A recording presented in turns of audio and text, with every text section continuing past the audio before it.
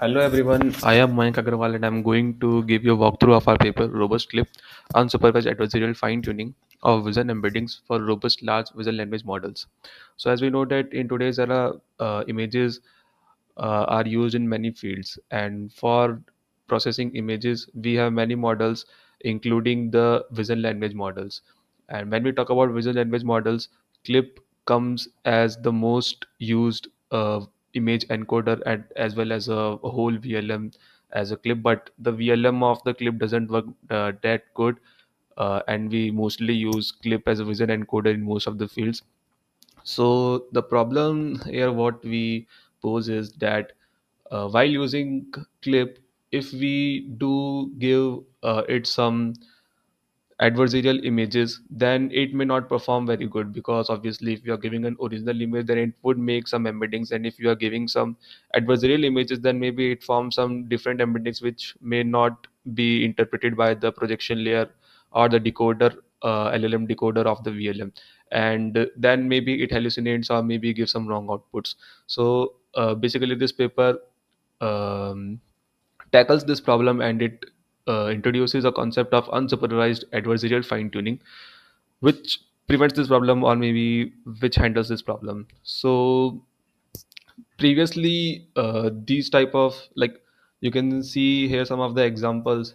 This is the original image, and clip can perform better for good for this original image. And Tequa is basically a supervised fine-tuned model, which we will be talking about later. And Fairclip is the model which is fine-tuned here by Robust Clip. By Robust Clip. So on base, these two models are performing good, and obviously the base clip model also performs good. But when we have some adversarial image, such as one single pixel attack or attack on some patch of pixels, then maybe the clip doesn't work very good. Like you can see here, it returns a URL of the image, and then the Tequa clip works okayish, and the fair clip, which is the model proposed in this model, that is unsupervised fine tuning, works very good for this. So this is the main problem which we will be handling here. So related works come that for fine tuning these type of models, basically what we did previously was that we do some supervised fine tuning. Now supervised fine tuning have some problems, that in supervised fine tuning you will obviously require the labels for the images, right? So if you have labels for the images, that may not work very good, because obviously if you are fine tuning the images on some labels, then you are basically changing the embeddings for the original image too, which will also cost us to train or to fine tune our projection layer and the text decoder too, which can be very expensive or not be very efficient. So that's why we introduced this unsupervised adversarial fine tuning. Now, these are some of the formulas for our clip as zero shot classifier. So basically, what clip does is that it takes the image, which is phi x, and then the text, that is psi t. Like phi x is basically computation over x. X is the image, so we can say that phi x is embeddings of the image, and psi tk is the tokens of the text. So psi tk can be said as the embeddings of the text. So we want to maximize the cost similarity between these, and then we train our model for clip. So this is the complete maths for clip. And here basically z is the perturbed image, that is the adversarial attacked image. So we here also introduce a parameter epsilon. So basically the difference between z and x, that is the perturbed image and the original image, can be set as epsilon. So we can set this parameter so that we can predict that what is the level of perturbation in our image. Okay, so for the supervised adversarial fine tuning, we have these type of formula which the Tequa model employs, and the problem is basically that only which I said before.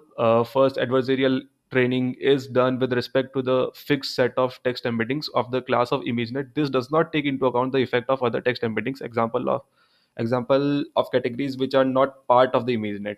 and that may obviously make it partial or biased towards the ImageNet dataset only. And second, the loss using the cosine generative, which effectively means that it only cares about projection of the embedding on the hypersphere. One can multiply each by different scalar factor and the cosine generative would be unaffected, right? So these are the problems which we face in the supervised learning. Now, how is it handled in this unsupervised adversarial fine tuning?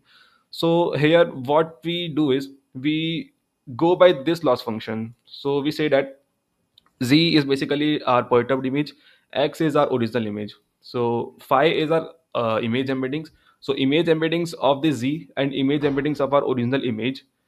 We say that loss, there would be a loss between these two embeddings, right?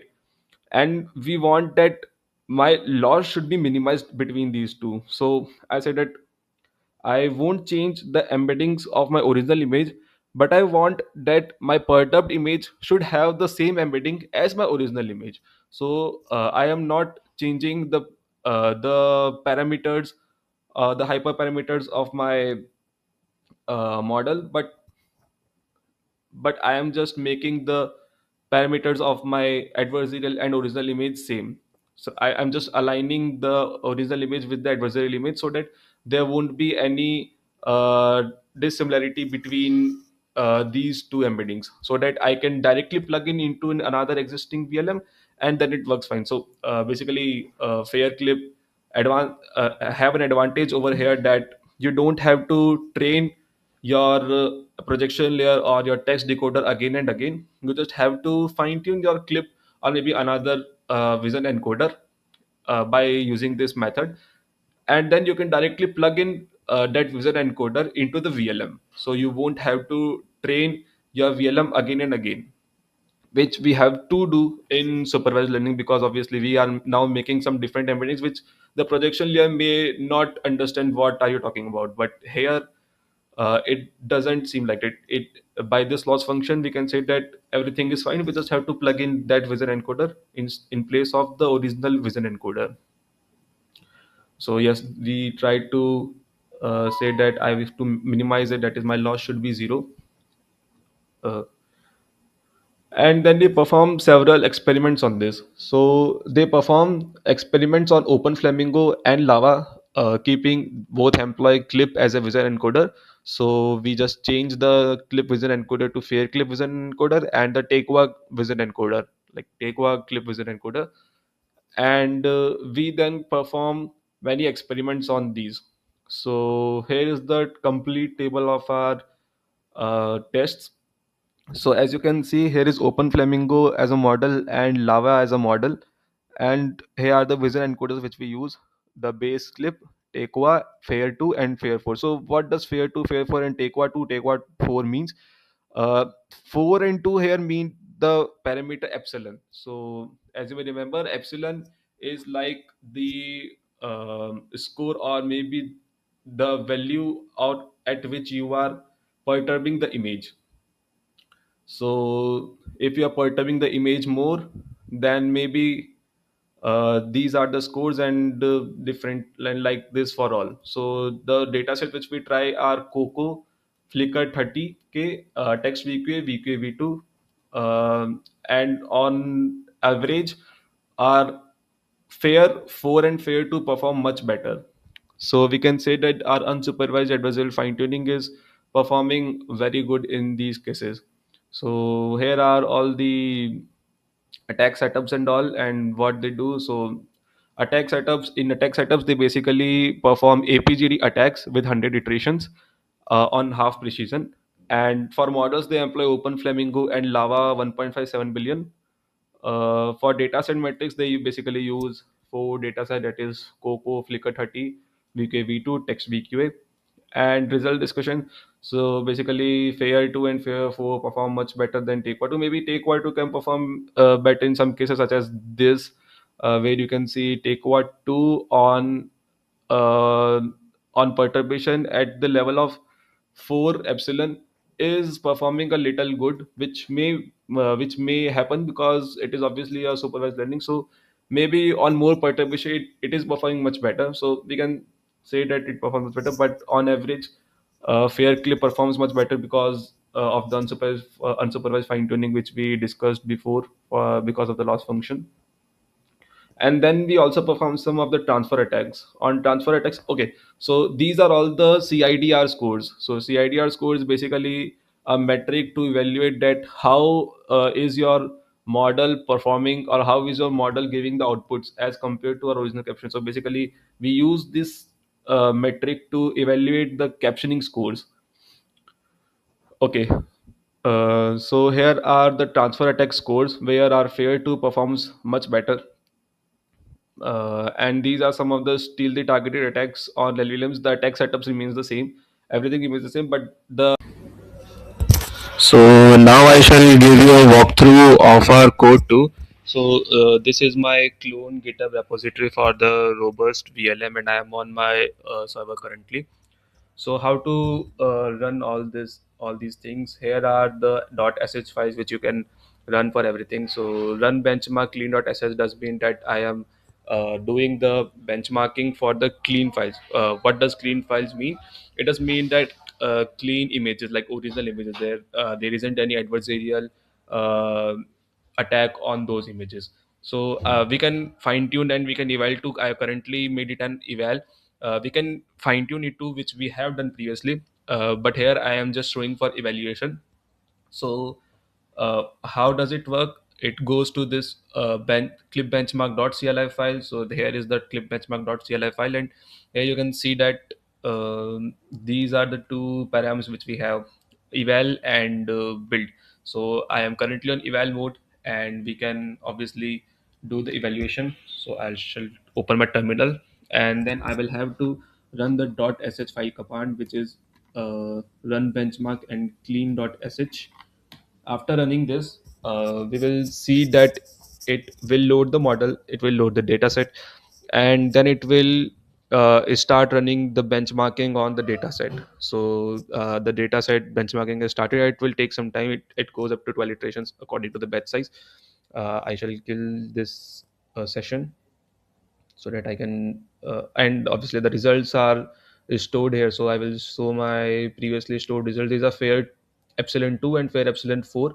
So for fair epsilon 2, here are the results, and for fair epsilon 4, here are the results. And these that results are on the CIFAR 10 data set. They are not captioning, they are classification tasks. And for the adversarial image, we can go here and just write this, and then again the adversarial image task of classification will start running, and obviously here will be the results which we can see in this folder. Our results will be there, like APGDC attack and APGDT attacks have been started. So what we discussed in paper previously to those same things. Okay, so now I shall show some of the results on my. So I have here two images. One is adversarial image and one is a clean image. So adversarial image is built on an original image with a single pixel attack. So let us first run it on clean image. So this is clean image, and then running it on clean image, it will load the models, and then it will tell us the answer. So as the clip output says, a man in a black shirt smiling at the camera, and the fair clip output says a man in a black shirt is smiling for the camera. So like obviously the same results, and which shows the consistency of fair clip. And now we shall change this to adversarial image. This is the adversarial image, by the way. So the clip says that a dog sitting on a couch, and the fair clip says that a young man with a black shirt and a black curly wig. So like this is also not very good, but it's better than this. So we can say that fair clip is much more consistent than the normal clip. Thank you.